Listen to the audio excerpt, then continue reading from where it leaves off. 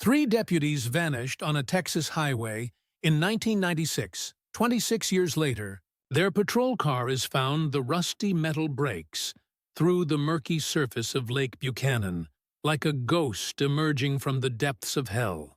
After 26 years of secrets buried beneath Texas waters, the drought of 2022 has finally surrendered what many believed was lost forever. A patrol car that holds the key to Central Texas's most haunting mystery. Before we dive into this mystery that has consumed an entire community for decades, please like, subscribe to the channel, and comment on what you think happened.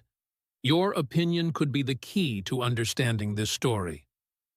Dr. Sarah Chen wipes the sweat from her forehead as she stands knee-deep in the receding lake waters, the August sun beating down mercilessly on her shoulders. The smell of exposed lake bed, a mixture of rotting fish and ancient mud, fills her nostrils as she approaches the corroded vehicle that local fisherman Tommy Rodriguez discovered just hours before dawn. "I've been fishing these waters for 40 years, Rodriguez had told the sheriff's department, his weathered hands trembling as he pointed toward the metallic shape. "I knew every rock, every tree stump under that water. That thing was never there before." The morning mist clings to the lake's surface, like fingers reluctant to let go of their secrets. Dr. Chen, a marine archaeologist whose reputation was built on finding the impossible, feels her pulse quicken as she recognizes the distinctive shape of a 1995 Crown Victoria police cruiser. The faded star of the Travis County Sheriff's Department is still barely visible on the driver's side door, ghost white against the rust-stained metal. But this isn't just any patrol car. This is Unit 47, the vehicle that carried deputies Frank Morrison, Miguel Santos, and Robert "Bobby" Hayes into the Texas night on October 15, 1996. Three men who responded to a routine call about suspicious lights near Highway 281. Three men who simply vanished, as if the earth had opened up and swallowed them whole. Sheriff Jake Morrison arrives at the scene within minutes, his boots splashing through the shallow water with desperate urgency. At 42, Jake has spent his entire adult life searching for his father, Deputy Frank Morrison. The younger Morrison's eyes are hollow with exhaustion and hope, a dangerous combination that Dr. Chen recognizes in the families of missing persons cases. Is it really them? Jake's voice cracks like thin ice under pressure. Dr. Chen doesn't answer immediately. She's learned that hope can be more dangerous than despair when it comes to cold cases.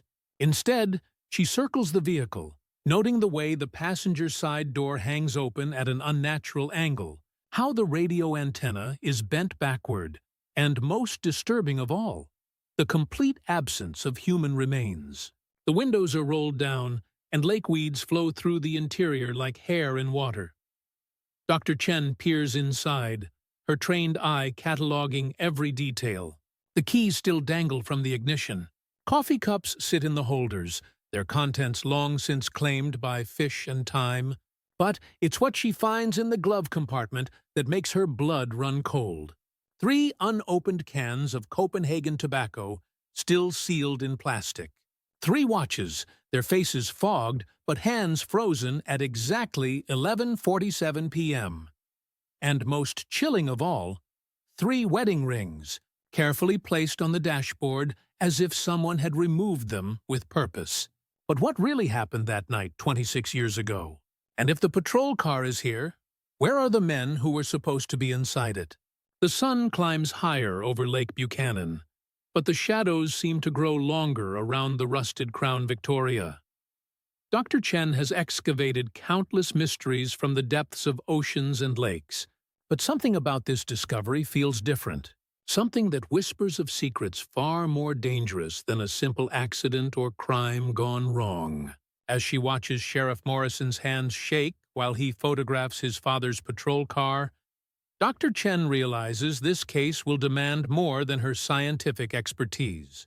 It will require her to navigate the treacherous waters of a community that has been haunted by questions for over 2 decades, questions that someone clearly never wanted answered.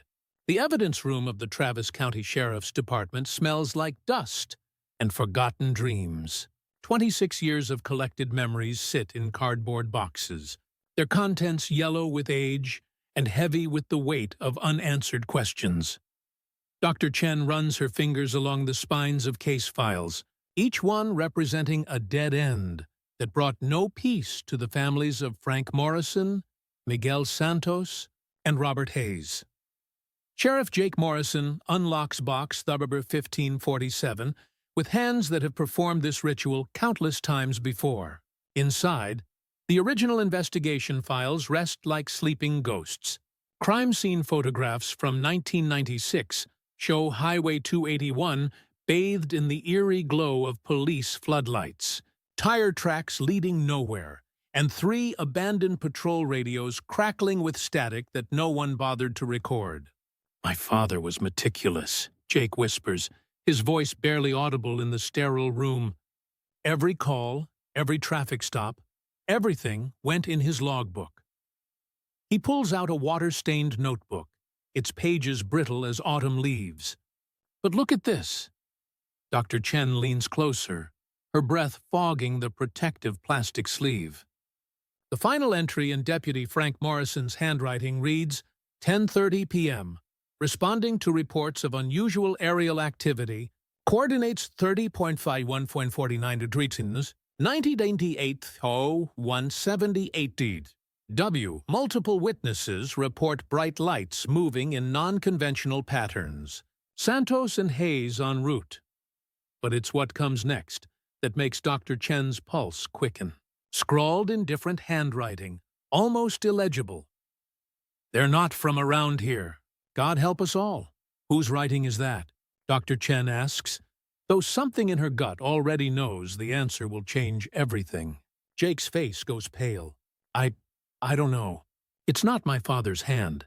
It's not Santos or Hayes either. I've seen their reports." He pauses, studying the faded ink.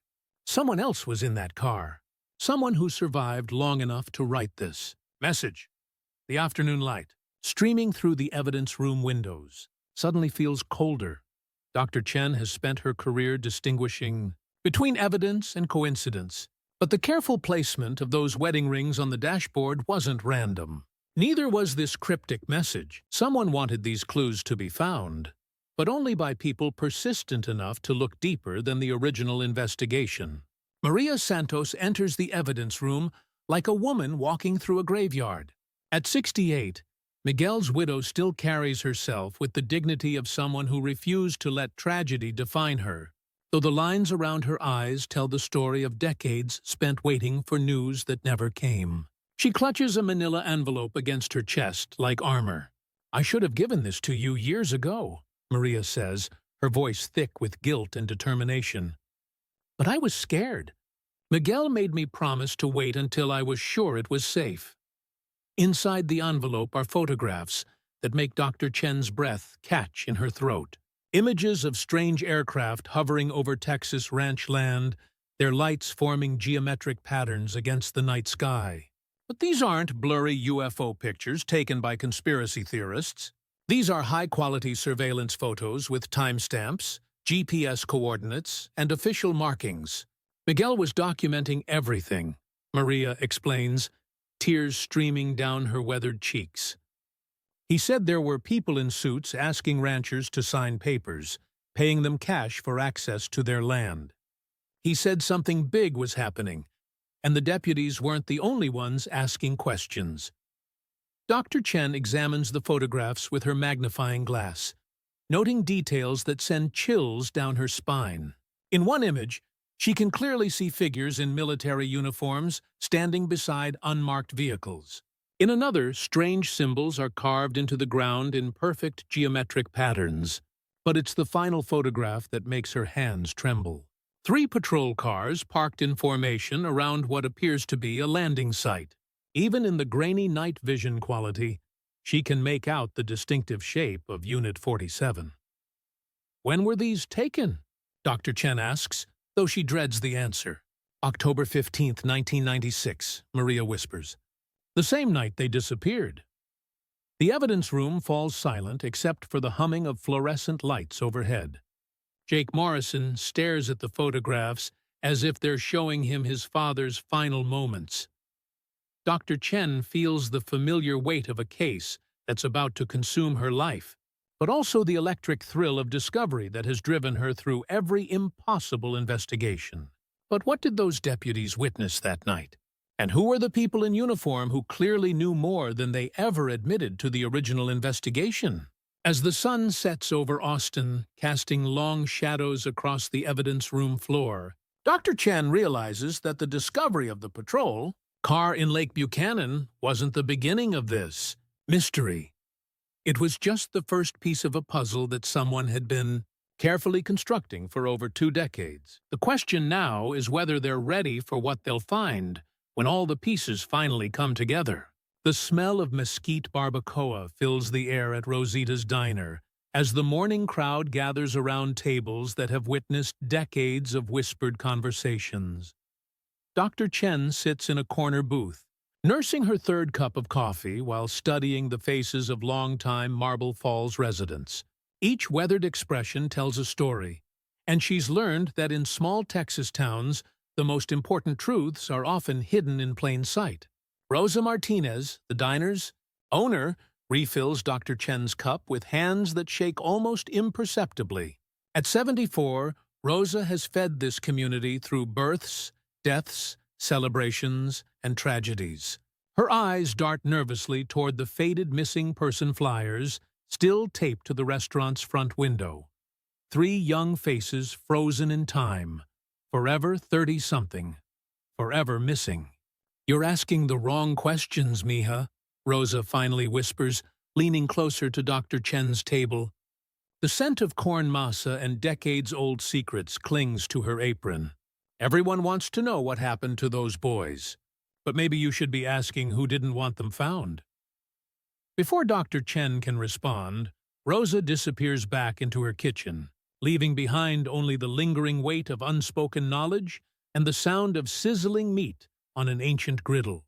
Sheriff Morrison enters the diner with the heavy steps of a man carrying invisible burdens. The conversations around him don't stop, but they shift.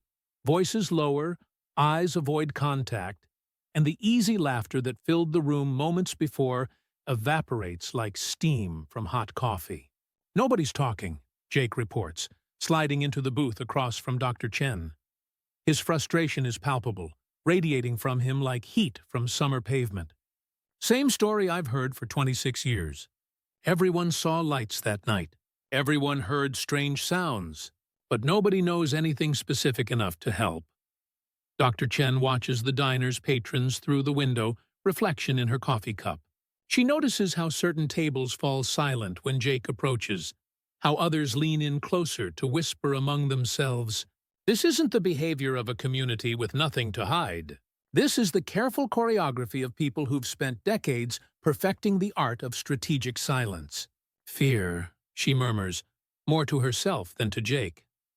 "This whole town is afraid." The revelation comes from an unexpected source. Tommy Rodriguez, the fisherman who discovered the patrol car, approaches their table with the hesitant shuffle of a man about to break a promise he's kept for over 2 decades. His fishing clothes still smell of lake water and secrets. "I need to tell you something," Tommy says, his voice barely above a whisper. "About that night in '96.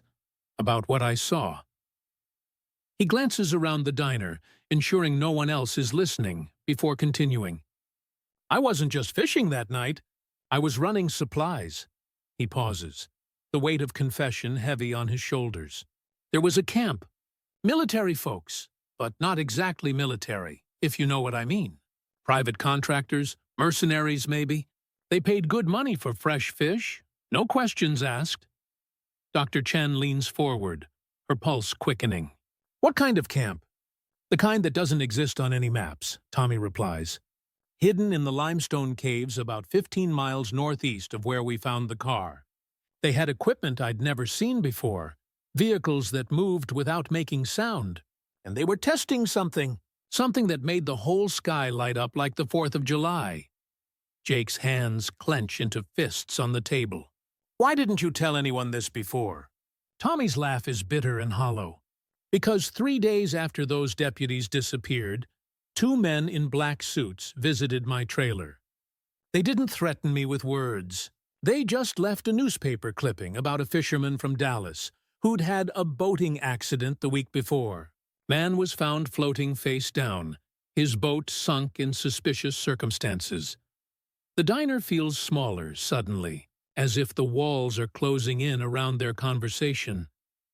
Dr. Chen realizes they're not just investigating a disappearance. They're uncovering something that powerful people have killed to keep hidden. The camp closed down right after the deputies vanished, Tommy continues. Overnight, like it was never there.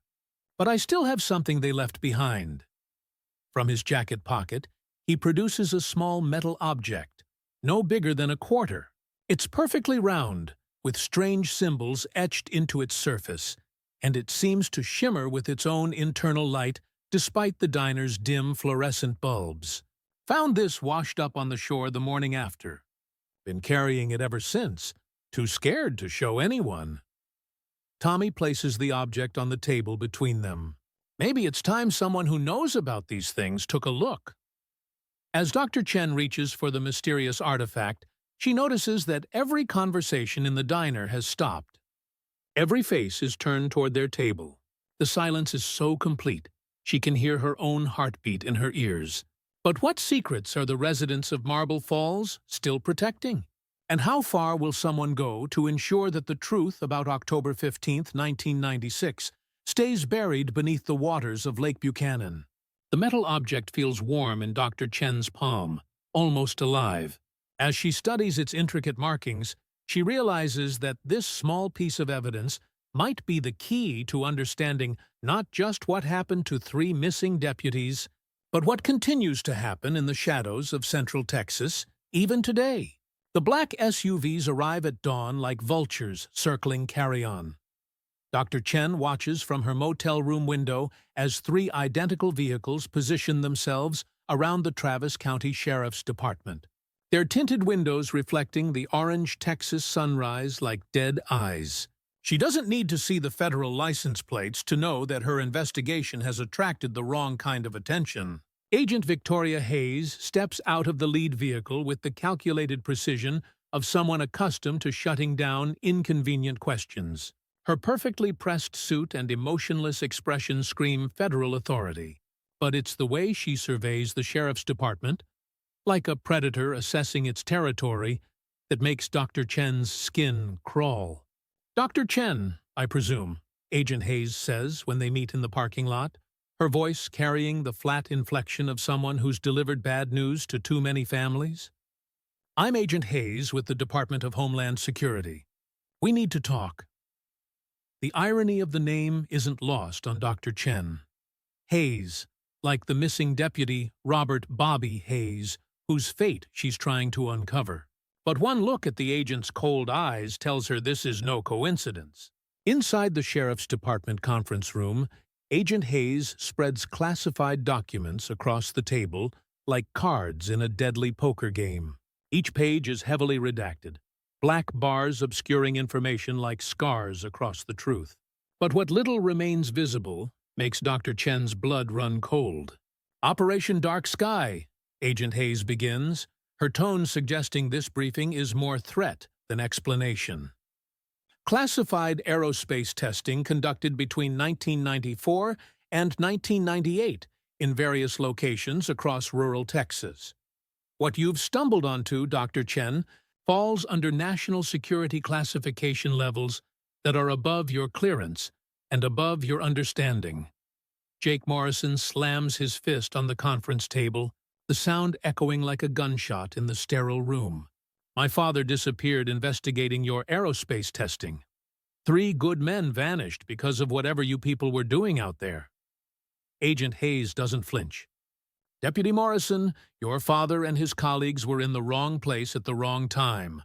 Their disappearance was an unfortunate consequence of classified operations that were vital to national defense. Unfortunate consequence? Jake's voice rises to a dangerous level. They were human beings. They had families. They deserve better than being written off as collateral damage in your secret war games. Dr. Chen studies the redacted documents, her trained eye catching details that Agent Hayes probably hoped would go unnoticed. GPS coordinates that match the location where Tommy Rodriguez described the hidden camp. Dates that align perfectly with the deputy's disappearance. And most telling of all, a reference to civilian interference requiring immediate containment protocols. "You're shutting down our investigation," Dr. Chen states, though it's not really a question. "I'm protecting national security," Agent Hayes replies, "and saving you from asking questions that could put you and everyone you care about in serious danger." But it's what Agent Hayes doesn't say that speaks volumes. The way her eyes linger on the photographs Maria Santos provided, the slight tension in her jaw when Jake mentions his father's name, the careful distance she maintains from the evidence Tommy gave them, as if she recognizes it and knows exactly what it means. "You know what happened to them," Dr. Chen realizes, her voice barely above a whisper. "You've always known." Agent Hayes gathers her classified documents with military precision, but not before Dr. Chen notices something that makes her heart race. A signature at the bottom of one of the reports, a signature that matches the mysterious handwriting in Deputy Frank Morrison's logbook. The final entry that read, "They're not from around here. God help us all." "Dr. Chen, Sheriff Morrison, I'm going to say this once, and I suggest you listen carefully." Agent Hayes's voice carries the weight of absolute authority. "This investigation ends now. The patrol car you found will be transferred to federal custody. Any evidence you've collected will be classified, and any further inquiry into the events of October 15, 1996, will be considered obstruction of national security operations." She pauses at the conference room door, her hand resting on the handle like a weapon. Some mysteries are better left unsolved. Some truths are too dangerous for civilian minds to comprehend. I strongly suggest you remember that. After Agent Hayes leaves, the conference room feels contaminated by her presence. Dr. Chen stares at the spot where the classified documents had been spread, her mind racing through the implications of everything she's just learned. "They're scared," she tells Jake, her voice filled with sudden understanding. "After 26 years, they're still scared of what we might find." Jake looks up from his hands, hope flickering in his eyes like candlelight in a storm. "What do you mean? If this was just about old classified operations, they would have shut us down the moment we pulled that car from the lake," Dr. Chen explains. "But they waited. They watched. They only intervened when we started finding evidence that connected to something bigger." She moves to the window, watching the federal agents secure the recovered patrol car onto a government trailer. Agent Hayes isn't here to protect national security. She's here to protect someone who's still alive, still active, still dangerous. But who is powerful enough to command federal resources 26 years after 3 small-town deputies stumbled onto their secret? And what are they still hiding that's worth threatening anyone who gets too close to the truth? As the black SUVs disappear down Highway 281, the same road where 3 men vanished into the Texas night, Dr. Chen realizes that Agent Hayes has just confirmed what she'd only suspected before. This mystery doesn't end with the discovery of a sunken patrol car. It begins there, leading into shadows that stretch all the way to the highest levels of government power. The limestone caves of central Texas have kept secrets for thousands of years, their dark chambers witnessing the rise and fall of civilizations. The passage of time measured in the slow drip of mineral-rich water, forming stalactites like ancient teeth. Dr. Chen rappels into the darkness with Tommy Rodriguez as her guide, their headlamps cutting through shadows that seem to swallow light itself. "The camp was about half a mile northeast of here," Tommy whispers, his voice echoing strangely in the narrow passage. Even 26 years later, he's afraid to speak too loudly, as if the walls themselves might be listening. "But I found something else. Something they definitely didn't want anyone to see." The cave system branches like arteries through the hill country bedrock, each tunnel leading deeper into the Earth's hidden heart. Dr. Chen's claustrophobia claws at her chest, but she pushes forward, driven by the same obsessive need for truth that has defined her entire career. The air smells of limestone dust and something else, something metallic and artificial that doesn't belong in this ancient place. They emerge into a cavern so large their headlamps can't illuminate its ceiling. But it's not the size that makes Dr. Chen's breath catch in her throat. It's what someone has built here. "Jesus Christ," she whispers, her voice barely audible in the vast space. The cavern has been transformed into a sophisticated operations center. Banks of electronic equipment line the walls, their screens dark, but their presence undeniably military. Communications arrays reach toward the ceiling like metallic spiderwebs, and in the center of it all, a table covered with maps, photographs, and documents that someone left behind in their hurry to evacuate. But it's the petroglyphs that make Dr. Chen's hands tremble as she examines the cave walls. Ancient Native American symbols have been carefully preserved, protected by climate-controlled glass cases, as if whoever built this facility recognized the historical significance of their location. The juxtaposition is haunting. Thousand-year-old art-sharing space with cutting-edge surveillance technology. "This is it," Tommy says, his voice heavy with 26 years of suppressed terror. "This is where they brought the deputies." Dr. Chen approaches the central table with the careful movements of an archaeologist entering a tomb.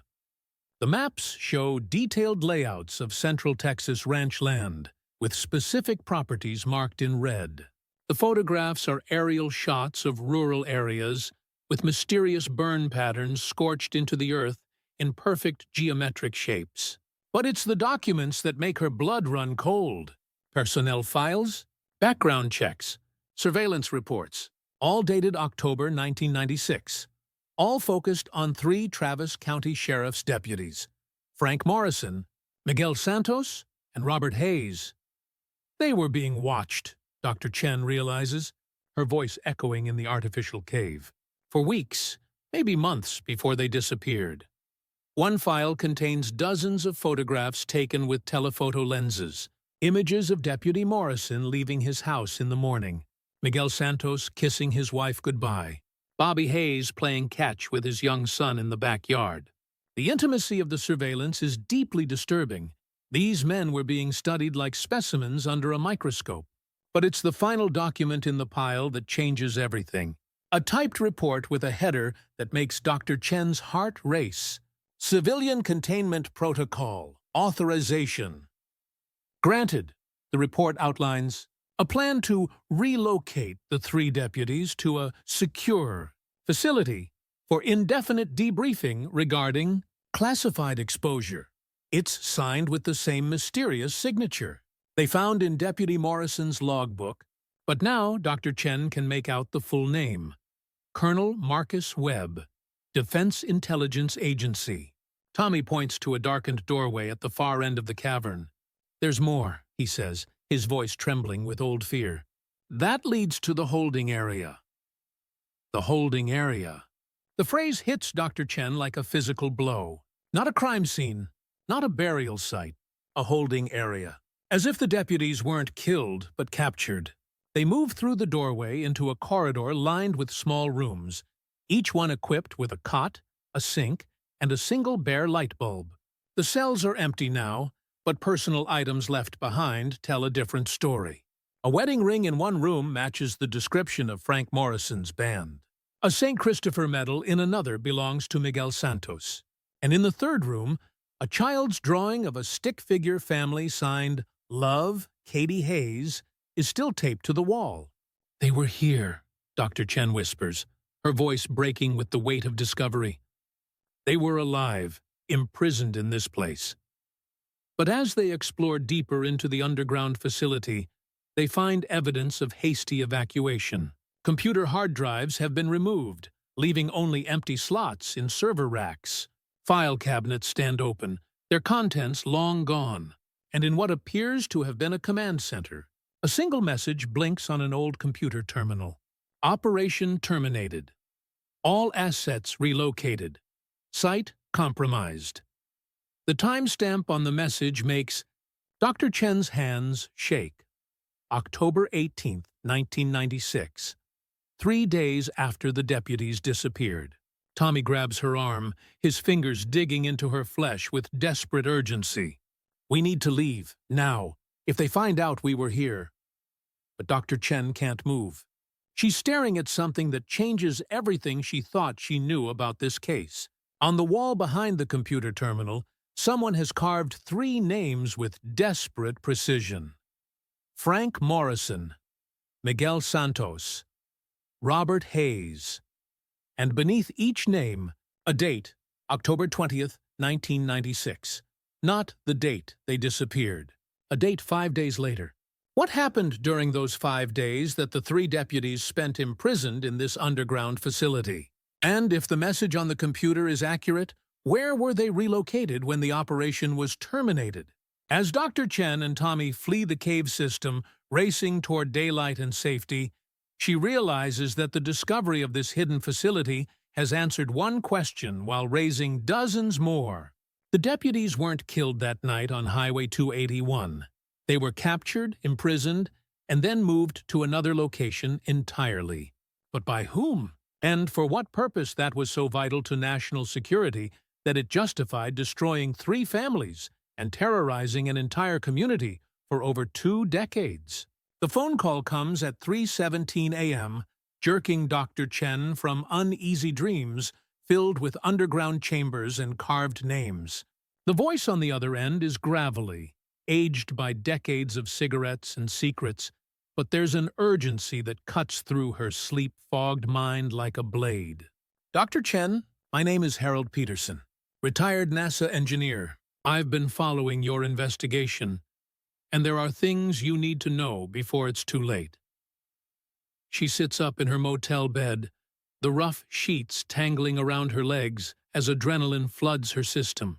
Outside her window, the empty parking lot stretches under sickly yellow streetlights, and she realizes she's been holding her breath.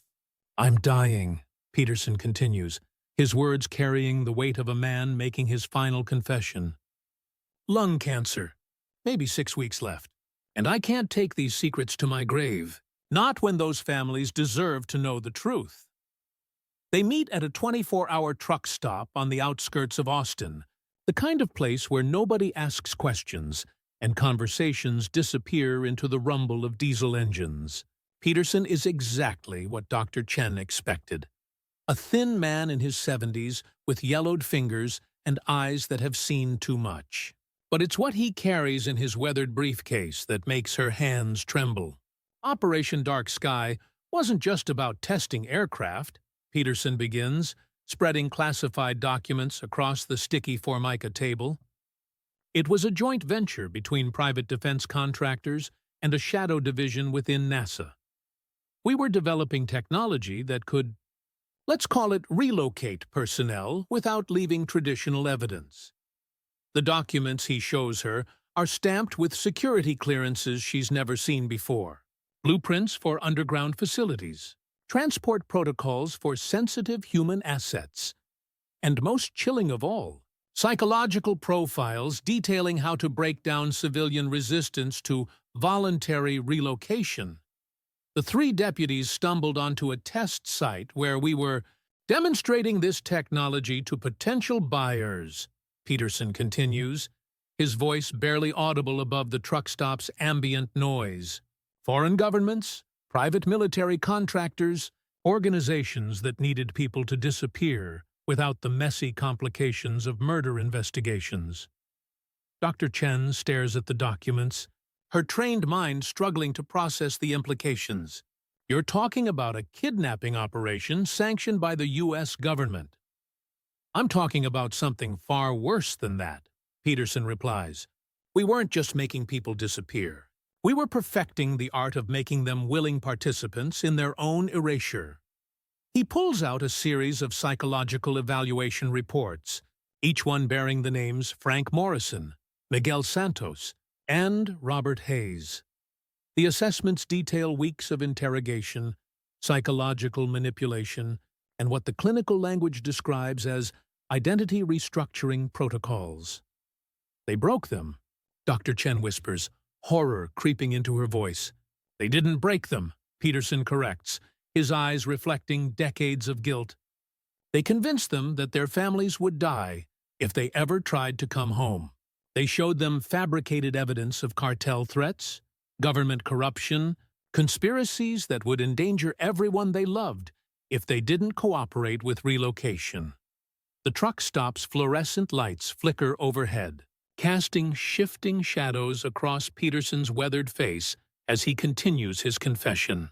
Outside, the endless stream of 18-wheelers carries goods and secrets across the American heartland, but none as dark as the truth he's revealing. "Where are they now?"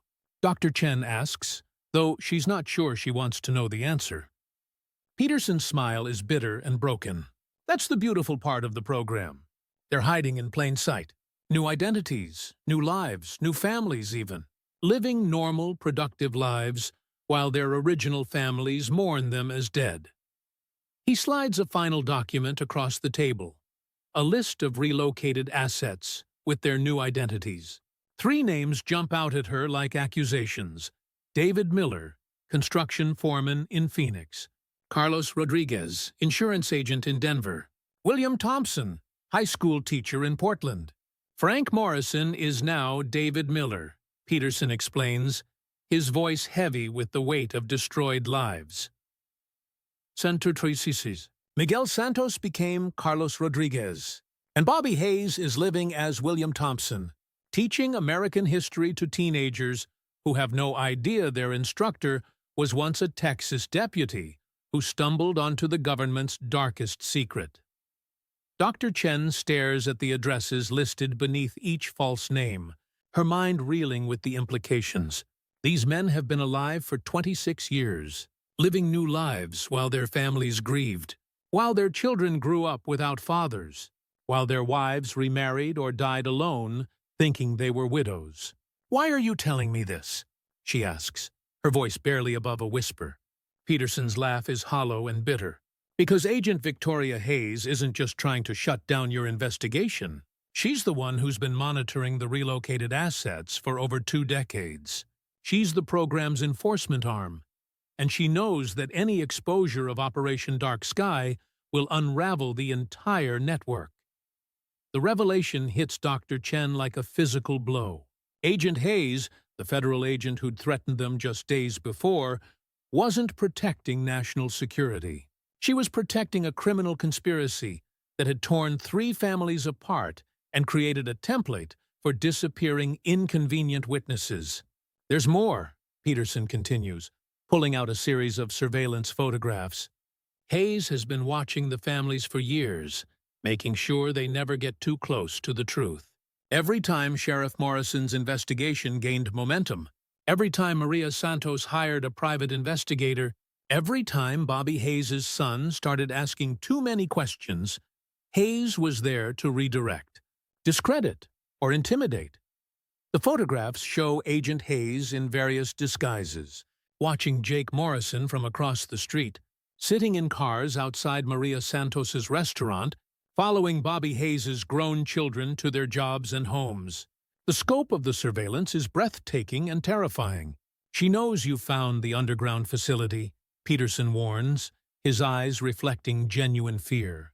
"She knows about Tommy Rodriguez's testimony, about the evidence you've collected, and she'll do whatever it takes to protect the program, even if it means making you disappear, just like the deputies." Dr. Chen feels the walls of the truck stop closing in around her, the weight of conspiracy and corruption pressing down like the limestone ceiling of the caves she'd explored. But beneath the fear, she feels something else. A burning need for justice that has driven her through every impossible case of her career. "How do I contact them?" she asks, her voice steady despite the danger surrounding her like toxic fog. Peterson shakes his head. "You don't understand. They believe their families will die if they make contact. The psychological conditioning was perfect. They're more afraid of coming home than they are of staying hidden." But what if Dr. Chen could prove that the threats were fabricated? What if she could show the 3 relocated deputies that their families had been living in safety for 26 years, that the cartels and conspiracies they'd been told about were nothing more than psychological manipulation designed to keep them hidden? As Peterson gathers his documents and prepares to disappear back into the night, he leaves Dr. Chen with a final warning. Agent Hayes knows about this meeting. I've probably signed both our death warrants by coming here. But some truths are worth dying for, Dr. Chen. The question is whether you're brave enough to use what I've given you. The truck stop returns to its normal rhythm of diesel engines and tired travelers. But Dr. Chen sits frozen in her booth, staring at the addresses of 3 men who've been living as ghosts for over 2 decades. 3 men whose families have never stopped loving them, never stopped hoping for their return, never stopped believing that someday they'd walk through the door and make their broken families whole again. The truth about witness protection isn't protection at all. It's the perfect crime, disguised as patriotic duty and hidden behind walls of classified authority. But now, Dr. Chen has the keys to unlock those walls if she's willing to risk everything to use them. The safety deposit box at First National Bank of Marble Falls hasn't been opened in over 20 years, its contents hidden behind 2 keys and a secret that Rebecca Morrison took to her grave just 6 months ago. Jake Morrison's hands shake as he inserts the keys his mother left him in her will, the metal teeth clicking against the lock like bones rattling in a coffin. She made me promise not to open this until after she died, Jake tells Dr. Chen, his voice thick with grief and confusion. Said it contained things that would destroy our family if they came out while she was alive. The narrow safety deposit box room feels like a tomb, its fluorescent lights humming with the same frequency as the flies that buzzed around Jake's mother's hospital bed during her final days. Dr. Chen watches as he lifts the metal lid, revealing contents that will shatter everything he's believed about his father's disappearance. Inside are bank statements showing monthly deposits of $5,000 every month for 26 years from an account registered to North Star Security Consulting, a company that exists only on paper and in the shadow budgets of black operations. Attached to each deposit slip is a typed note. Continued family support contingent on operational security compliance. What the hell is this? Jake whispers, his face pale as moonlight on snow. But it's the handwritten letters beneath the bank statements that make Dr. Chen's heart break for the man sitting beside her. Letters in Frank Morrison's unmistakable handwriting, addressed to his wife but never sent, explaining the impossible choice he'd been forced to make. My dearest Rebecca, the first letter begins, dated October 25th, 1996. If you're reading this, then something has gone wrong with the plan, and I'm either dead or worse. I need you to know that everything I'm about to do is to protect you and Jake. The people I've discovered are too powerful, too connected, too willing to eliminate anyone who threatens their operation. Dr. Chen reads over Jake's shoulder as his father's words reveal the truth that Rebecca Morrison carried alone for over 2 decades. They offered me a choice: disappear forever, live under a new identity, and you and Jake receive financial support and protection for the rest of your lives. Or refuse, and they showed me photographs of what happened to other families who got too close to their operation. Children found dead in accidents. Wives who suffered random break-ins that turned fatal. Jake's hands tremble so violently he can barely hold the letter. She knew, he whispers. All these years, she knew he was alive. The next letter is dated 3 months later, written from what Frank describes as a transition facility, where he's being prepared for his new life. They've shown me Santos and Hayes. We're all here together, learning to be different people, learning to forget who we used to be. Miguel is struggling the most. He keeps talking about Maria and the children. Bobby draws pictures of his son and hides them under his mattress like a schoolboy. I think about you and Jake every moment, wondering if I made the right choice. But it's the final letter that reveals the most devastating truth of all. Rebecca, you have to promise me that Jake will never become a police officer. That was part of the agreement. If our son follows in my footsteps, if he gets too close to law enforcement, the protection ends. They'll know, they'll be watching, and everything I've sacrificed will be for nothing. Dr. Chen looks at Sheriff Jake Morrison, a man who spent his entire adult life in law enforcement, who became a cop to honor his father's memory, who's built his identity around finding the truth about that October night in 1996. Everything he's done to honor his father has actually been a violation of the agreement that's kept his family alive. This is why Agent Hayes is so desperate to shut down your investigation. Dr. Chen realizes, you becoming sheriff, you pursuing this case. It's exactly what your father was promised would never happen. Jake crumples the letter in his fist, rage and betrayal warring with love and understanding in his eyes. 26 years, he says, his voice breaking. 26 years she let me believe he was dead. Let me build my entire life around a lie. But beneath the bank statements and letters, Dr. Chen finds something that changes everything. A sealed envelope marked, "For Jake. Open only if the truth comes out." Inside is a single piece of paper with 3 addresses, the same addresses Harold Peterson had given her at the truck stop. She knew where they were, Dr. Chen whispers. Your mother knew exactly where your father was living. Attached to the addresses is a final note in Rebecca Morrison's handwriting, dated just days before her death. Jake, if you're reading this, then the secret I've carried has finally come to light. Your father made an impossible choice to protect us, but that choice is killing him slowly. Find him. Bring him home. Some promises are meant to be broken. The bank's security camera captures. The moment Jake Morrison's world explodes, the moment he realizes that his mother's death wasn't the end of his family's tragedy, but the beginning of its possible redemption. She'd kept the secret to protect him, but she'd also kept the key to reuniting their shattered family. What do we do now? Jake asks, his voice small and lost in the sterile safety deposit box room. Dr. Chen studies the addresses, her mind already calculating travel routes and approach strategies. We go to Phoenix, she says. We find David Miller, and we tell him that it's safe to come home. But how do you convince a man who spent 26 years believing that contact with his family means their death?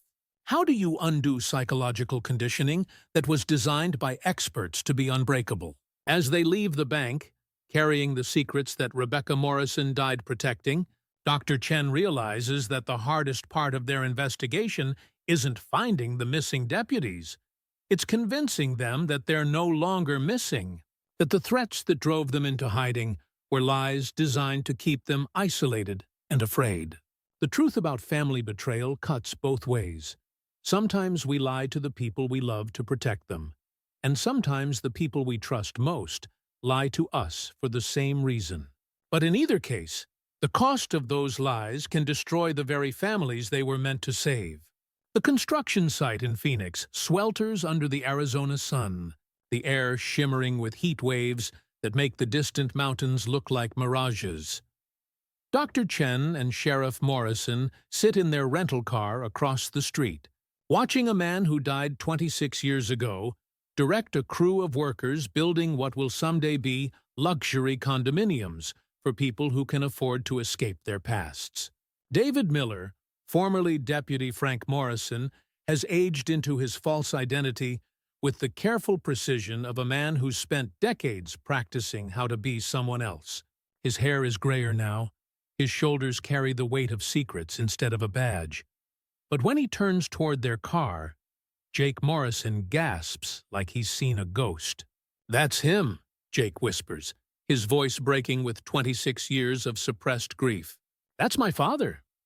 But David Miller doesn't recognize the man sitting in the passenger seat as his son. How could he? Jake was 16 when his father disappeared, a boy with dreams of following in his father's footsteps. Now he's a middle-aged sheriff with lines around his eyes and the weight of his own impossible choices carved into his face. Dr. Chen watches through binoculars as David Miller, Frank Morrison, checks his watch and calls out instructions to his crew. He moves with the authority of someone accustomed to leadership. But there's something haunted in his posture, a tension that speaks of a man who's always looking over his shoulder, always waiting for the past to catch up with him. "How do we approach him?" Jake asks, his hands gripping the steering wheel so tightly his knuckles have gone white. "What do we say to a dead man?" Before Dr. Chen can answer, her phone buzzes with a text message from an unknown number. "You're being watched. Get out of there now." The message is followed by a photo taken from somewhere behind their car, showing them clearly visible through their rear window. Agent Hayes emerges from a black SUV parked 3 blocks away, her movements predatory and precise as she speaks into a radio. Dr. Chen realizes they've walked into a trap.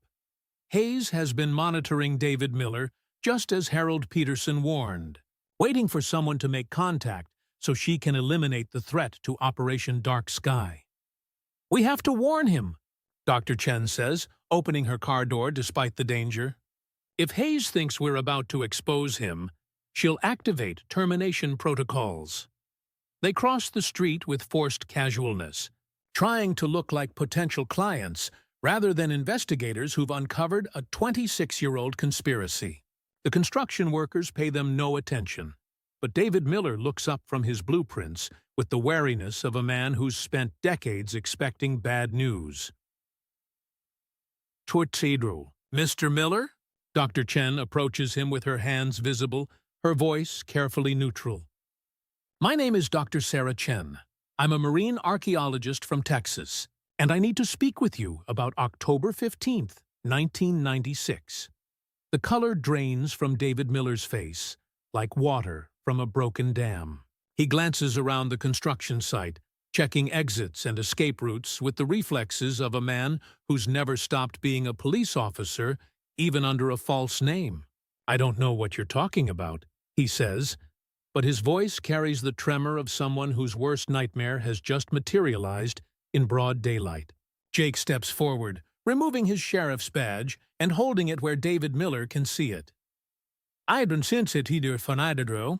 "Dad," he says simply, the word carrying 26 years of loss and love and desperate hope. "It's me. It's Jake." David Miller staggers backward, his construction helmet falling from nerveless fingers to clatter on the concrete.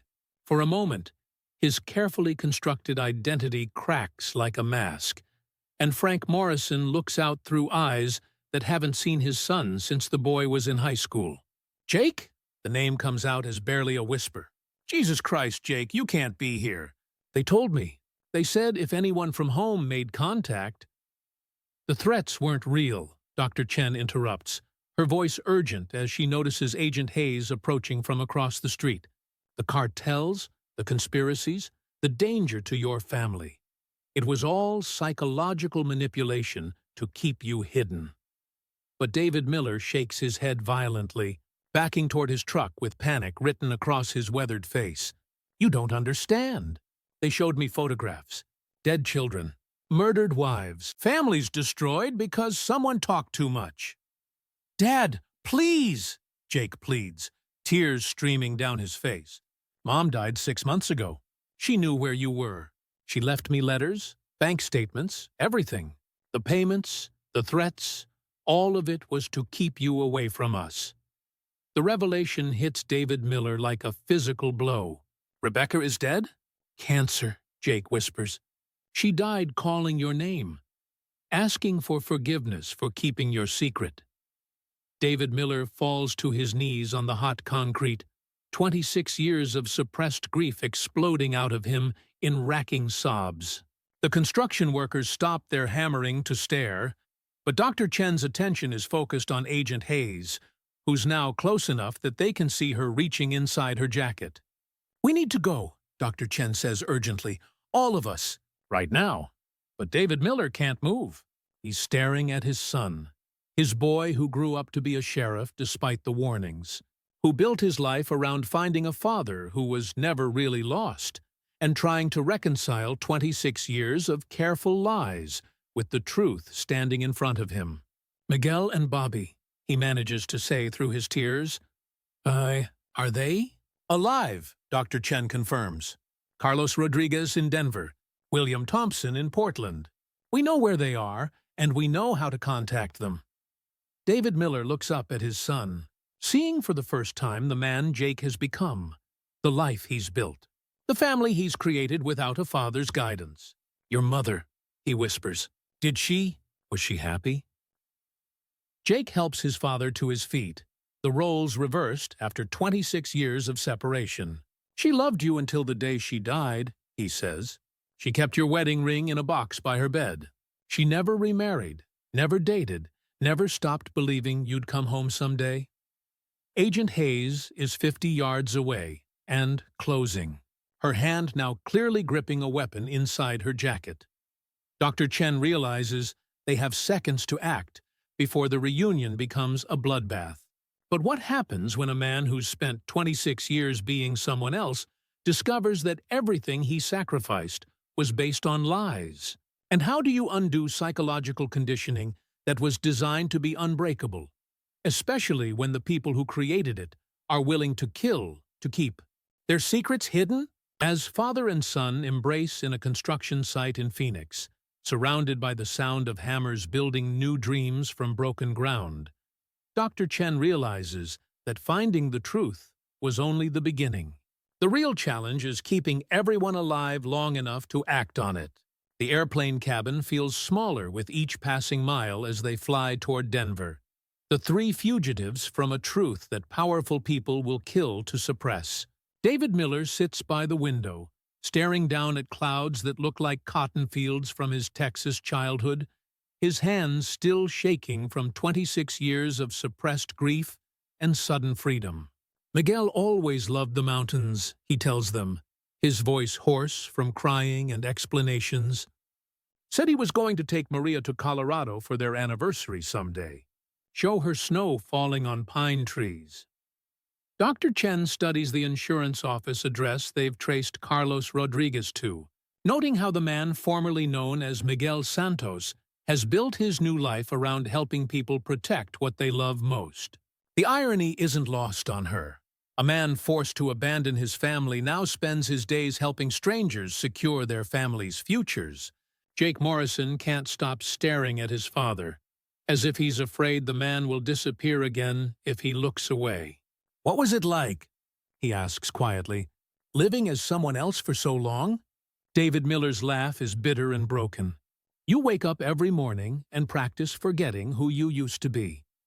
You create fake memories to go with your fake name, fake childhood stories to tell your fake friends. But late at night, when you're alone, you remember the sound of your wife's laugh and the way your son used to throw a baseball, and you realize you're not living. You're just existing in someone else's life. The insurance office occupies the ground floor of a converted Victorian house in downtown Denver, its windows displaying cheerful posters about life insurance and home protection. But when they peer through the glass, they see Carlos Rodriguez, Miguel Santos, helping an elderly couple understand their policy options, his manner gentle and patient in a way that reminds Dr. Chen that some essential qualities of character survive even the most brutal psychological conditioning. He looks good, David Miller observes, though his voice carries the weight of unspoken grief. Healthy, happy even. But Dr. Chen notices details that suggest otherwise. The way Carlos Rodriguez checks the street every few minutes, the security camera positioned to monitor his desk, the quick, nervous movements of a man who's never stopped expecting danger. They enter the office during the lunch hour, when Carlos Rodriguez is alone with his files and his carefully maintained false identity. He looks up from paperwork with the professional smile of an insurance agent, but when he sees David Miller, the smile dies on his lips like a flower touched by frost. Frank? The name comes out as barely a whisper. Decades of careful conditioning cracking under the weight of seeing his old partner alive and free. Hello, Miguel. David Miller replies, using the name that Carlos Rodriguez hasn't heard spoken aloud in 26 years. The two men stare at each other across the insurance office, former partners separated by more than geography, separated by the psychological walls that were built to keep them isolated from their past lives. Dr. Chen watches as Carlos Rodriguez's professional composure crumbles, revealing the frightened deputy who was ripped away from his family on a dark Texas highway. "You can't be here," Carlos Rodriguez says, but his voice lacks conviction. "They told us if we ever made contact with each other." "The threats were fabricated," Dr. Chen explains, showing him the documents Harold Peterson provided. "The cartels, the conspiracies, the danger to your families. It was all psychological manipulation designed to keep you hidden and compliant." Carlos Rodriguez examines the papers with trembling hands, his trained mind, still sharp despite decades of false identity, processing the implications. "Maria?" he whispers. "Is she?" "Alive," Jake Morrison confirms. "She remarried 2 years ago to a good man who helps her run the restaurant. But she never stopped loving you. Never stopped believing you'd come home." The revelation hits Carlos Rodriguez like a physical blow. He staggers to his office chair, his face pale as mountain snow. "She remarried? She moved on?" "She survived," Dr. Chen corrects gently. "She built a life because she had to, because she had children to raise and bills to pay, and a hole in her heart that never healed. But she kept your photograph on her nightstand, kept your side of the bed empty, kept hoping that someday you'd walk through the door." Carlos Rodriguez covers his face with his hands, 26 years of suppressed emotion pouring out of him in broken sobs. "I wanted to contact her so many times, especially when the children were young, when they needed their father. But they showed me photographs of families who'd tried to return home. Crime scene photos, funeral pictures, children. Fake," David Miller says firmly. "All of it was fake, Miguel. Staged photographs, fabricated evidence, psychological warfare designed to keep us trapped in identities we never chose. But the conditioning runs deeper than facts and evidence." Carlos Rodriguez looks up at his old partners, with eyes that still reflect the terror that was carefully implanted in his mind. "What if you're wrong?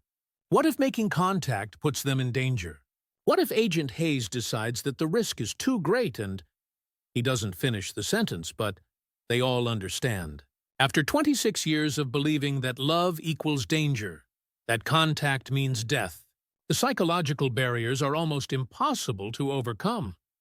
Dr. Chen's phone buzzes with an urgent text message. "Rodriguez office under surveillance. Hayes en route with termination team. Get out now." Through the office window, she can see black SUVs positioning themselves at strategic locations around the block. Agent Hayes has found them again, and this time she's brought enough firepower to ensure that the truth about Operation Dark Sky dies with everyone who knows it. "We have to go," Dr. Chen says urgently. "All of us. Right now." But Carlos Rodriguez shakes his head, backing toward his desk with the trapped expression of a man who's spent decades perfecting the art of running away. "I can't. If I leave my life here, if I abandon Carlos Rodriguez, I become nobody. At least this way, I exist somewhere." David Miller grabs his old partner by the shoulders, forcing eye contact. "Miguel Santos exists in Maria's heart, in your children's memories, in the man you were before they stole your identity and replaced it with fear." Through the office windows, they can see tactical teams moving into position. Agent Hayes steps out of a command vehicle, speaking into a radio with the calm precision of someone about to clean up loose ends. "Miguel," David Miller says urgently, "do you remember the oath we took when we became deputies? To protect and serve? We can't do that from hiding. We can't protect our families by abandoning them." Carlos Rodriguez looks at the insurance policies scattered across his desk, a lifetime of helping strangers protect what they love while being unable to protect what he loves most. The irony breaks something inside him, something that's been carefully contained for 26 years. "Okay," he whispers. "Okay, let's go home." But as they prepare to flee through the office's back exit, Dr. Chen realizes that Agent Hayes isn't just trying to stop their investigation anymore. She's implementing termination protocols for all three relocated assets, which means that David Miller, Carlos Rodriguez, and William Thompson are no longer valuable enough to keep alive. The question isn't whether they can reach Portland in time to warn Bobby Hayes. The question is whether any of them will survive long enough to see their families again. The high school hallways echo with the controlled chaos of teenagers changing classes, their voices and footsteps creating a symphony of youth and possibility that William Thompson, formerly Deputy Robert Bobby Hayes, has found comforting for the past 15 years. Teaching American history has become more than his cover identity. It's become his redemption, a way to shape young minds while trying to make sense of his own fractured past. But today feels different. The federal agents have been more visible lately, their surveillance less subtle, as if they no longer care about maintaining the illusion of normalcy. William Thompson stands at his classroom window, watching black SUVs circle the school parking lot like sharks sensing blood in the water. His phone buzzes with a text from an unknown number. They know about Phoenix and Denver. Hayes is implementing final protocols. You have maybe an hour before they move on the school. William Thompson, Bobby Hayes, stares at the message with hands that have grown steady from years of handling chalk and grading papers, but now tremble with the return of an old fear. He's spent 26 years believing that any contact with his past would mean death for his family. But the surveillance teams outside suggest that staying hidden is no longer an option either. Dr. Chen's rental car pulls into the school parking lot just as the final bell rings, disgorging hundreds of students into the afternoon sunshine. She spots William Thompson immediately. He's standing by the main entrance, scanning faces in the crowd with the alertness of a man who's never stopped being a police officer, even when teaching kids about the Revolutionary War. "Mr. Thompson?" A teenage girl approaches him with a homework question, her backpack slung over one shoulder and her future spread out. Before her, like an unmarked map, William Thompson, Bobby Hayes, answers her with the patience that's made him a favorite teacher. But his eyes never stop moving, never stop watching for danger. David Miller and Carlos Rodriguez emerge from the back seat of Dr. Chen's car. 26 years of separation falling away as they see their old partner alive and safe. But there's no time for reunions. Agent Hayes' tactical teams are already moving into position around the school perimeter. "Bobby!" David Miller calls out, his voice carrying across the parking lot like a gunshot. William Thompson freezes at the sound of his real name spoken aloud after so many years. He turns toward the voice, and for a moment, the careful mask of the high school teacher slips, revealing the young deputy who disappeared on a dark Texas highway in 1996. Frank? Miguel? The names come out as barely a whisper, but they carry 26 years of suppressed brotherhood and shared trauma. Dr. Chen approaches the reunion with her phone pressed to her ear, trying to coordinate with Jake Morrison, who's still in the air somewhere over Colorado. "We have minutes," she tells the three men. "Hayes has authorization to terminate all assets. You're not witnesses anymore. You're liabilities." But William Thompson, Bobby Hayes, shakes his head, looking back at the high school where hundreds of students are heading home to families who take their safety for granted. "I can't leave them. If federal agents start shooting in a school..." "They won't shoot here," Dr. Chen realizes with sudden clarity. "Too many witnesses, too much media attention. They'll wait until you're isolated, vulnerable, alone." Carlos Rodriguez grabs his old partner's arm. "Bobby, we know the truth now. About the threats, the psychological conditioning, everything. Our families are safe. They've always been safe. The only danger comes from staying hidden." But 26 years of careful programming isn't easily overcome. William Thompson looks at his old partners, men who've somehow broken free from the psychological chains that still bind him, and struggles to believe that freedom is possible. "Katie," he whispers, using his daughter's real name for the first time in decades. "She's a doctor now, pediatric surgeon in Houston, has 2 kids of her own." Tears stream down his face as he continues. "I watch her from a distance sometimes when I can get to Texas. She looks so much like her mother did at that age." "She looks like you too," Jake Morrison says, appearing beside them with the sudden materialization of someone who's spent his career moving quietly through dangerous situations. "She has your eyes, your stubborn streak. She became a doctor because she wanted to save people, just like her father saved people." The revelation that Jake Morrison, the son of his old partner Frank, has met his daughter breaks something inside William Thompson. The careful walls between Bobby Hayes and his false identity crumble like paper in rain. "You know Katie? She applied for a job with our medical examiner's office 2 years ago," Jake explains. "Didn't take it, said she needed to stay in Houston near her family. But she told me about her father, how he was her hero even though he disappeared when she was young, how she became a doctor because she wanted to honor his memory by saving lives." Through the school windows, they can see Agent Hayes entering the main building with a team of agents dressed as federal education inspectors. The cover story is thin but effective. Schools rarely question federal authority, especially when official credentials are presented. "She's coming for you inside the school," Dr. Chen warns, "using the students as cover, counting on you not to run because you won't endanger them."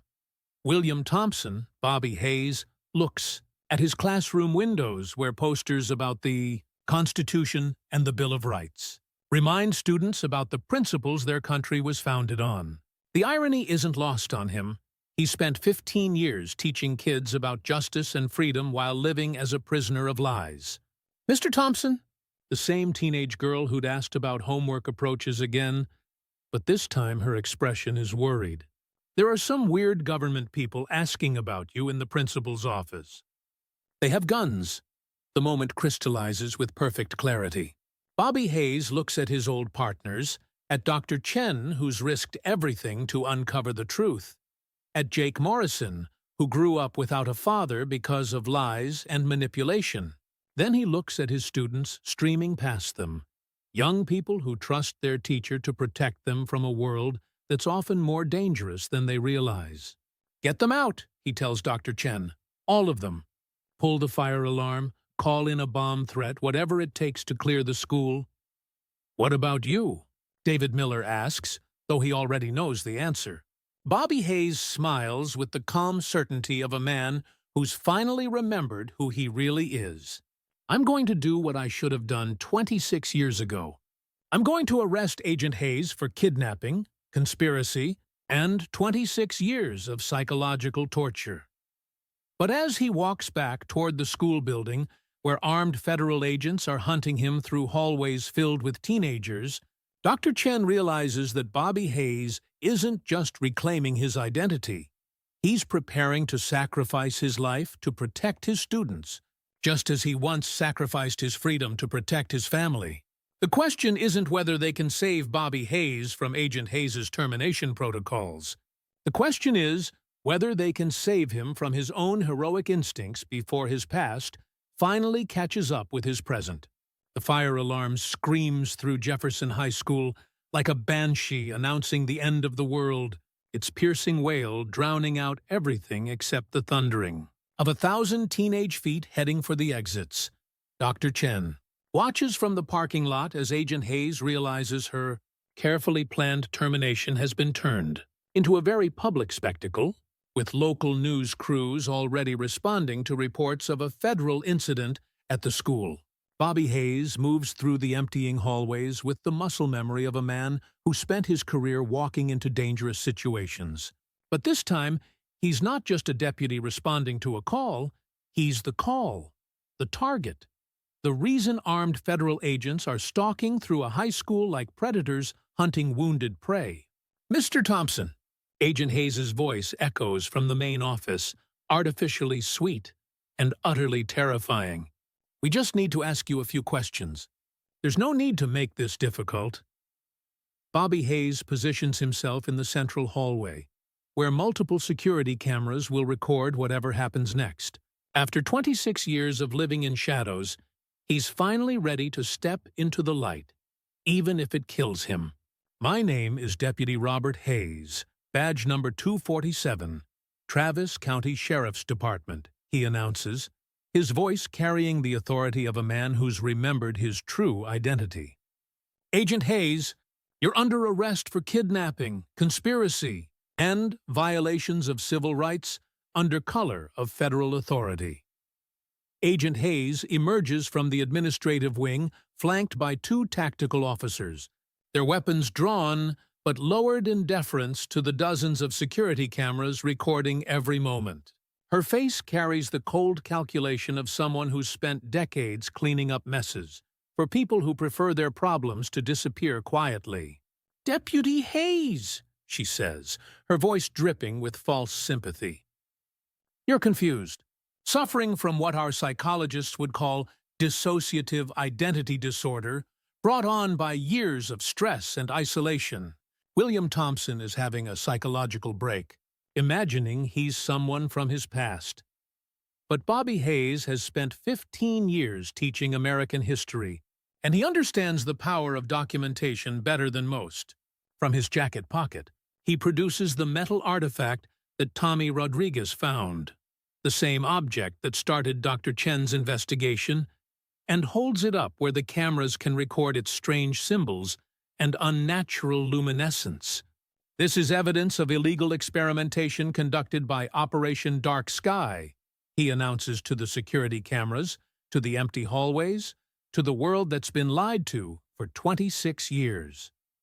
3 Travis County deputies discovered this program in 1996 and were kidnapped, psychologically tortured, and forced into witness protection to prevent exposure of crimes committed by federal agencies and private contractors. Agent Hayes's composure cracks slightly at the mention of Operation Dark Sky. "You don't understand what you're dealing with," she hisses. "National security? National security?" Bobby Hayes's laugh is bitter and sharp. "You destroyed 3 families to cover up illegal weapons testing. You've spent 26 years monitoring innocent people, threatening children, maintaining a conspiracy that benefits nobody except the contractors who profited from human experimentation. Through the school's windows, they can see news vans arriving, their satellite dishes rising like modern monuments to the power of truth. Dr. Chen coordinates with local police from the parking lot, ensuring that whatever happens inside the school will be witnessed, recorded, and impossible to cover up. Agent Hayes realizes that the termination protocols she's operated under for decades are no longer viable. Too many witnesses, too much exposure, too many variables beyond her control. But she spent her career making problems disappear, and old habits die hard. "You want to know about Operation Dark Sky?" she says, her voice carrying a dangerous edge. "You want to understand what your investigation has uncovered?" She signals to her tactical team, who begin moving to surround Bobby Hayes in the AUI central hallway. But their positioning is careful, professional, designed to avoid the security cameras while maintaining plausible deniability about what happens next. Operation Dark Sky was testing technology that could make entire populations disappear without a trace, Agent Hayes continues, circling Bobby Hayes like a shark. Not killing them, relocating them.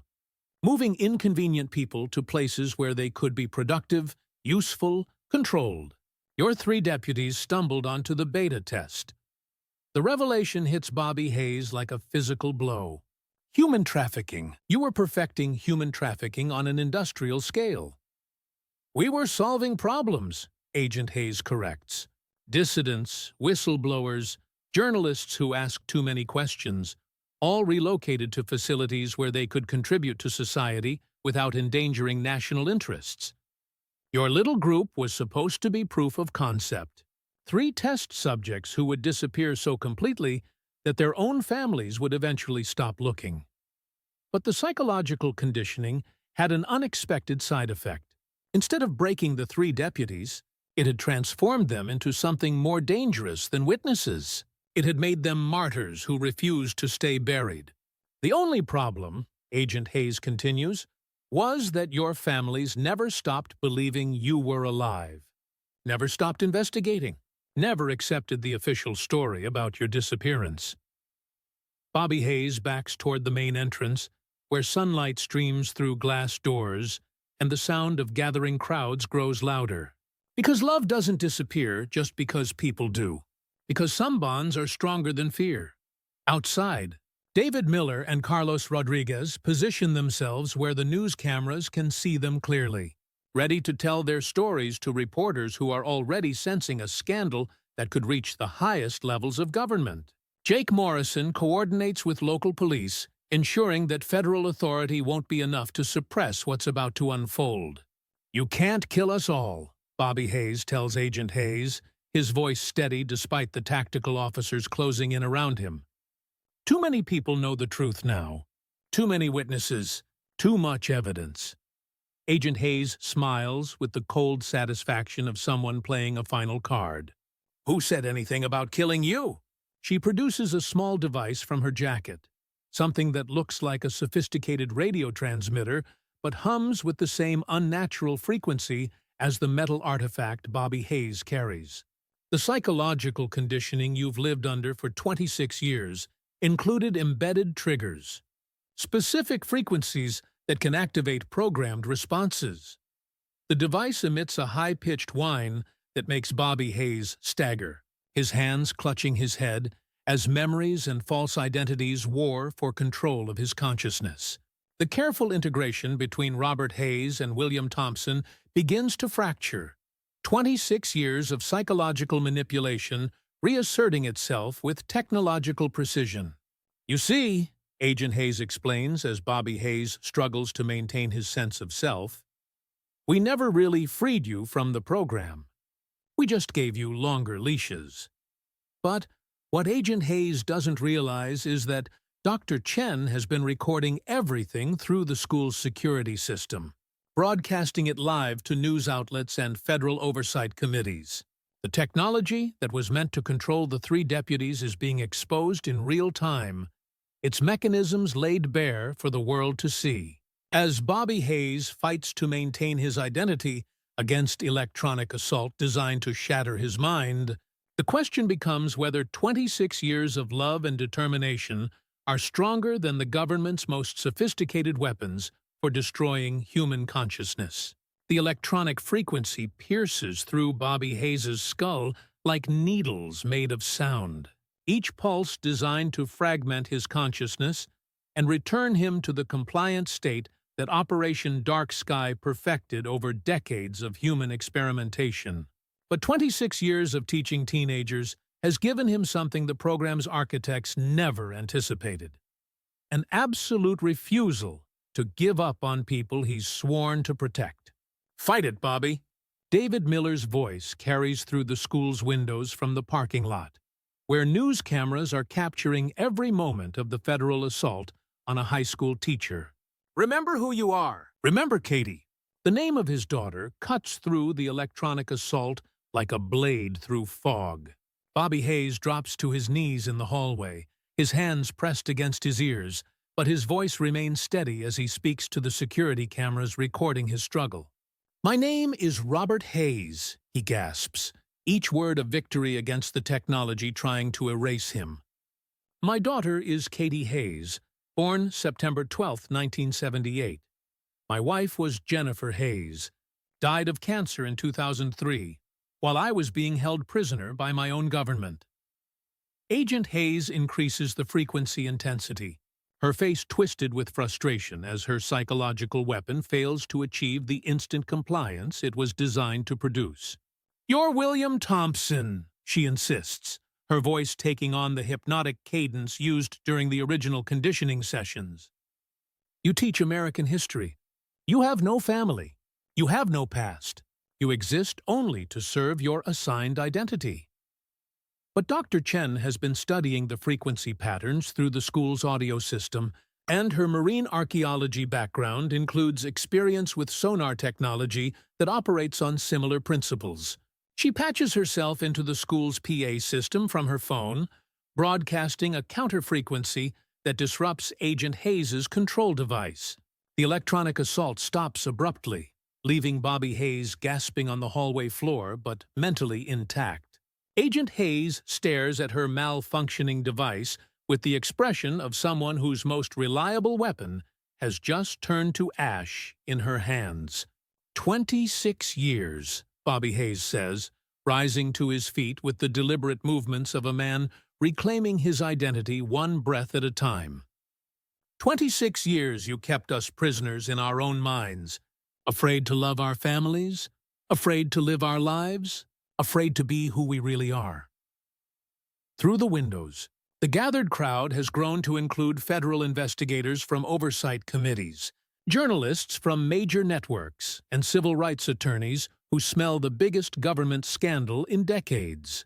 The exposure that Agent Hayes has spent her career preventing is happening in real time, broadcast live to millions of viewers. The three of you were never the real target, Agent Hayes reveals, her professional mask finally slipping to show the true face of institutional evil. You are proof of concept for a program that's been implemented on thousands of people. Dissidents in China, journalists in Russia, activists in South America. Anyone who inconveniently disappeared in the last 3 decades might have been relocated through facilities modeled on what we perfected with Operation Dark Sky. The scope of the conspiracy hits Bobby Hayes like a physical blow. They weren't just victims.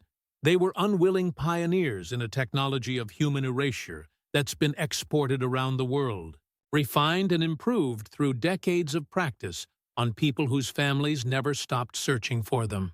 Where are the others? He demands, his voice carrying the authority of a man who's finally understood the true scale of the crime he's been investigating.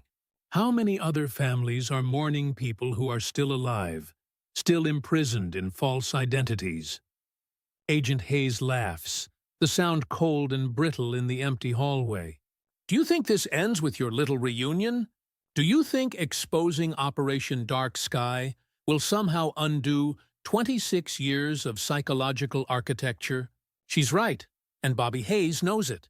The technology that shattered their identities and rebuilt them as compliant assets can't be simply turned off. The psychological triggers embedded in their minds remain, dormant but permanent, waiting to be activated by anyone who understands the frequency patterns and conditioning protocols. Even if you destroy the program, Agent Hayes continues, you'll never be free. Part of you will always be William Thompson, David Miller, Carlos Rodriguez, false identities that feel more real than your original selves after 26 years of practice. But Bobby Hayes has spent 15 years teaching kids about the resilience of the human spirit, about people who overcame impossible odds through courage and determination. He understands something that Agent Hayes and her psychological architects never anticipated. Identity isn't just about memory. It's about choice. You're right, he tells her, his voice steady with newfound clarity. I'll always be William Thompson, just like Frank will always be David Miller, and Miguel will always be Carlos Rodriguez. But we'll also be ourselves again, not because you permit it, but because we choose it. The security cameras capture the moment when a man who was psychologically murdered 26 years ago resurrects himself through sheer force of will, refusing to be defined by the trauma inflicted on him by people who thought human consciousness was just another technology to be manipulated. Outside, Maria Santos arrives with a carload of family members who've driven non-stop from Texas, their faces streaming with tears as they see Carlos Rodriguez through the school windows. Katie Hayes pulls into the parking lot in her surgeon's scrubs, having left an operating room in Houston the moment she learned that her father, the hero she thought was dead, might still be alive. Your families are here, Dr. Chen's voice carries through the PA system, her words cutting through Agent Hayes's psychological warfare like sunlight through storm clouds. They're waiting for you. All of them. They never stopped believing. They never stopped loving you. Agent Hayes realizes that her ultimate weapon, the fear that kept the three deputies compliant for 26 years, has finally been neutralized. Love doesn't disappear just because people do, and some bonds are stronger than any technology designed to break them. But as Bobby Hayes moves toward the school entrance where his daughter waits, Agent Hayes makes one final play. She activates a dead man's switch that will destroy all evidence of Operation Dark Sky, including the locations of other facilities where thousands of relocated people remain trapped in false identities. The choice becomes clear: save themselves and their families, or sacrifice their reunion to expose a global conspiracy that's destroyed countless other families around the world. The dead man's switch in Agent Hayes's hand looks deceptively simple. A small black device with a single red button that she holds down with her thumb. The only thing standing between exposure and erasure of the most sophisticated human trafficking operation in modern history. The school hallway has become a standoff between truth and power, between justice and conspiracy, between the love of three families and the freedom of thousands. You have 30 seconds to decide, Agent Hayes announces, her voice echoing through the empty corridors with the finality of a judge pronouncing sentence. Walk away from this investigation, return to your relocated lives, and let sleeping dogs lie. Or, I release this button, every server containing Operation Dark Sky data gets wiped, and thousands of people remain trapped in false identities forever. Through the school windows, Bobby Hayes can see his daughter Katie running across the parking lot, her surgeon scrubs still stained with blood from the operating room she abandoned when she learned her father might be alive. 26 years of grief and hope are written across her face, and the sight of her breaks something fundamental in his chest. "Dad!" she calls out, her voice carrying through the glass like a prayer answered after decades of silence. "Dad, is that really you?" David Miller and Carlos Rodriguez appear beside Bobby Hayes in the hallway. Their reunion complete, but their choice impossible. Three men who've spent 26 years believing they could never see their families again are now forced to choose between their own happiness and the welfare of thousands of strangers trapped in the same nightmare they've finally escaped. How many? Carlos Rodriguez asks, his voice hollow with the weight of moral arithmetic. How many people are imprisoned in facilities like the one we escaped from? Agent Hayes' smile is bitter and triumphant.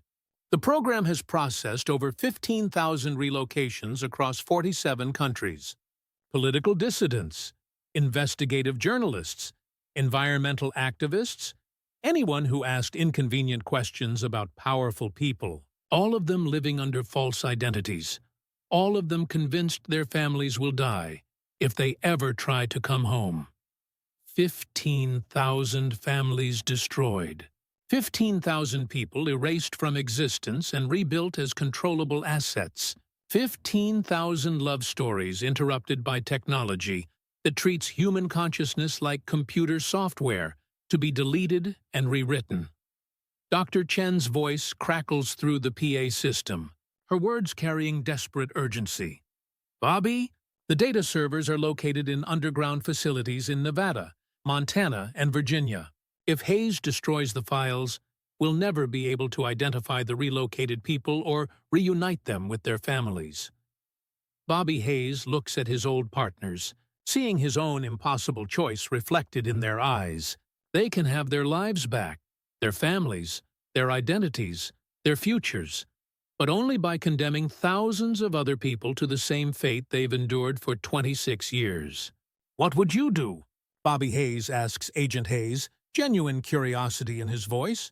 "If it was your family out there, your daughter you hadn't seen for 26 years, what would you choose?" Agent Hayes's composure cracks slightly, revealing something almost human beneath the institutional armor. "I don't have a family," she admits. "Operation Dark Sky became my family. The program, the mission, the perfect control of human variables, that's all I've ever had.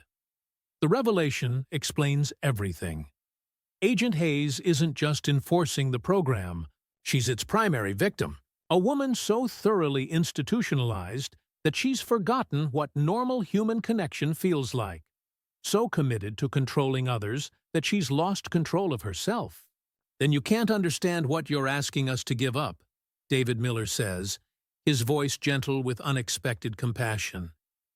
And you can't understand why we're going to make the choice we're about to make. The three men look at each other with the wordless communication of old partners who've shared impossible situations before. They've been cops, protectors, people who took oaths to serve others even when it cost them everything. 26 years of psychological conditioning couldn't erase that fundamental part of who they are. We choose the others, Bobby Hayes announces, his voice carrying the quiet authority of a man who's finally remembered his true purpose. We choose the 15,000 people who are still trapped. We choose their families who are still searching. We choose justice over happiness. Agent Hayes stares at them with genuine confusion, as if they've spoken in a language she doesn't understand. You're willing to give up everything? Your families, your identities, your freedom? For strangers you'll never meet? We're not giving up our families, Carlos Rodriguez explains, his eyes locked on Maria Santos, who's pressed against the school windows, tears streaming down her face. We're giving them the greatest gift we can, the knowledge that their love created something bigger than our own pain. Through the PA system, Dr. Chen's voice carries one final piece of information. The override codes for the dead man's switch are in Harold Peterson's briefcase. He gave me a backup drive before he died. Insurance against exactly this scenario. Agent Hayes's eyes widen with the realization that her ultimate weapon has been neutralized by a dying man's final act of conscience. The dead man's switch becomes meaningless when someone else holds the key to life. Peterson, she whispers, the name carrying 26 years of bitter professional rivalry. He was supposed to die without talking. Harold Peterson was a better person than any of us gave him credit for, Dr. Chen's voice replies through the speakers. He died knowing that truth is more powerful than technology, that love is more resilient than fear, and that some secrets are too important to take to the grave. Agent Hayes realizes that she's lost, not just this confrontation, but the entire war she's been fighting for decades. The program she's dedicated her life to protecting is about to be exposed. The technology she's helped perfect is about to be used for liberation instead of oppression. And the control she's exercised over thousands of lives is about to slip through her fingers like water. But as the three deputies prepare to reunite with their families and expose Operation Dark Sky to the world, one question remains. Will 26 years of love and determination be enough to help 15,000 relocated people remember who they really are? 6 months after the confrontation at Jefferson High School, the small Texas town of Marble Falls has become the epicenter of the largest human rights investigation in American history. The parking lot of Rosita's Diner overflows with news vans, federal investigators, and families who've traveled from around the world, clutching faded photographs and holding on to hope that their disappeared loved ones might still be alive. Dr. Sarah Chen sits in her usual corner booth, surrounded by boxes of files that represent over 15,000 cases of forced relocation spanning 3 decades. Each folder contains a story of love interrupted, of families destroyed by technology that treated human consciousness like disposable software. But increasingly, the files also contain stories of reunion, of identities reclaimed, of love proving stronger than the most sophisticated psychological warfare ever devised. The bell above the diner door chimes as Frank Morrison, no longer David Miller, enters with his son Jake and his new granddaughter Emma, who carries his eyes and her grandmother Rebecca's stubborn smile. The integration of his dual identity hasn't been easy. Some days, he wakes up remembering construction sites in Phoenix. Other days, he dreams of patrol routes through Central Texas.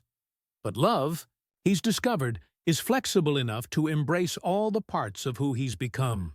"Any word from the Portland facility?" Frank asks, settling into the booth across from Dr. Chen, while Emma plays with toys that make cheerful sounds instead of the electronic frequencies that once controlled her grandfather's mind. 43 people recovered so far, Dr. Chen reports, her voice carrying the weight of partial victory. Bobby's teaching background helped us understand how to break through the psychological conditioning without causing complete identity collapse. Turns out, the best way to help someone remember who they are is to remind them why their life matters to other people. Migueli Santos, who no longer needs to be Carlos Rodriguez, approaches, their table with coffee and the easy smile of a man who's finally stopped looking over his shoulder. His reunion with Maria had been complicated by her remarriage, but love, they've learned, is also big enough to create new configurations that honor both past and present commitments. The Denver group is organizing a support network, Miguel reports, refilling their cups with hands that no longer shake. People who've been relocated are helping newly recovered individuals navigate the transition between false and authentic identity. It's healing, actually. Helping others remember who they are helps us remember, too. Through the diner windows, they can see the memorial that's been erected where the patrol car was first discovered. Not a monument to the dead, but a celebration of the living. A reminder that some stories have endings more powerful than anyone dared to hope. The inscription reads, "For those who disappeared but never surrendered, for families who never stopped believing, and for love that proves stronger than any technology designed to destroy it." Bobby Hayes enters with his daughter Katie and his new grandson, Robert Hayes Jr., named for the grandfather who taught American history while trying to forget his own. The baby carries the same stubborn determination that runs in the Hayes family line, the same refusal to give up that helped his grandfather survive 26 years of psychological imprisonment. The international investigations are expanding, Bobby reports, settling into the booth that's become their unofficial headquarters. The technology we helped expose is being dismantled in facilities across 6 continents. Families are being reunited in places where hope had been dead for decades. Dr. Chen studies the faces around the table. Men who died in 1996 and were reborn in 2022. Families that were broken by conspiracy and rebuilt by truth. Love stories that proved more resilient than government technology designed to erase human connection.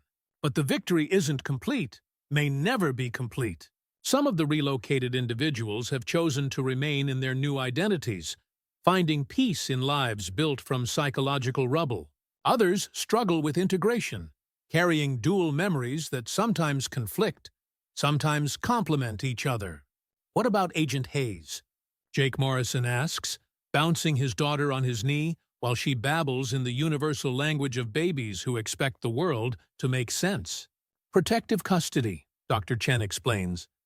Turns out, she was one of the first test subjects, relocated as a child in the 1970s when the program was still experimental.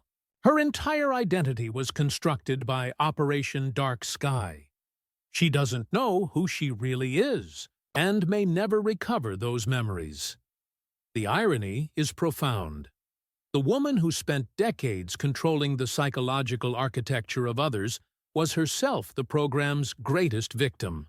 So thoroughly institutionalized that liberation might be more terrifying than continued imprisonment.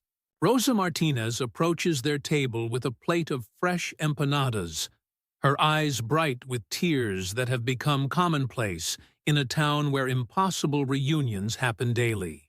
"Millos," she says, her voice thick with emotion. "I've been cooking for 70 years, but I've never fed so many people who were supposed to be dead." The afternoon sun streams through the diner windows, illuminating dust motes that dance like the memories these men have learned to integrate, scattered fragments of experience that become beautiful when seen in the right light. Outside, families continue to arrive, drawn by news reports and social media posts about the Texas miracle, the discovery that some missing persons cases have endings that nobody expected. Dr. Chen's phone buzzes with updates from recovery teams around the world. A journalist found in Serbia after 12 years, an activist discovered in Thailand after 8 years, a whistleblower located in Argentina after 15 years. Each recovery proves that Harold Peterson was right. Truth is more powerful than technology. Love is more resilient than fear. And some secrets are too important to stay buried.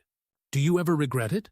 Dr. Chen asks the 3 men who sacrificed their chance at normal reunion to ensure that thousands of others could have the same opportunity. Choosing the hard way? Exposing everything instead of just disappearing back into your relocated lives?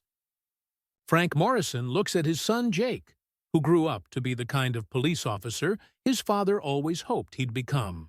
Miguel Santos watches Maria laugh with her new husband and old friends, her joy uncomplicated by the complexity of their situation. Bobby Hayes sees his daughter Katie teaching her son the same values of service and sacrifice that defined his own life. "We didn't sacrifice anything," Frank Morrison says finally, his voice carrying the quiet certainty of a man who's finally understood the true meaning of family. "We just chose to make our family bigger. 15,000 people bigger." As the sun sets over central Texas, painting the sky in shades of hope and redemption, the bells above Rosita's diner door continue to chime with arrivals. Families reuniting, investigators sharing discoveries, survivors helping other survivors remember that identity is a choice, not a prison. The case that began with a rusty patrol car emerging from Lake Buchanan has become something larger than any of them anticipated. Proof that some mysteries are worth solving, not because they can be solved, but because the act of solving them makes the world more human, more connected, more capable of love that transcends technology, time, and the darkest impulses of institutional power. And in the corner booth of a small-town Texas diner, Dr. Sarah Chen closes her files and realizes that the most important discoveries aren't about finding what's lost. They're about understanding that love, once it exists, never really disappears. It just waits, patient and permanent, for the moment when truth finally sets it free. If this story left you as impacted as it did me, don't forget to like, subscribe to the channel, and comment your opinion below. Each comment is like a new piece that can help unravel other mysteries like this one. Because sometimes the most powerful truth is that families separated by lies can be reunited by love, and that some bonds are stronger than any technology designed to break them.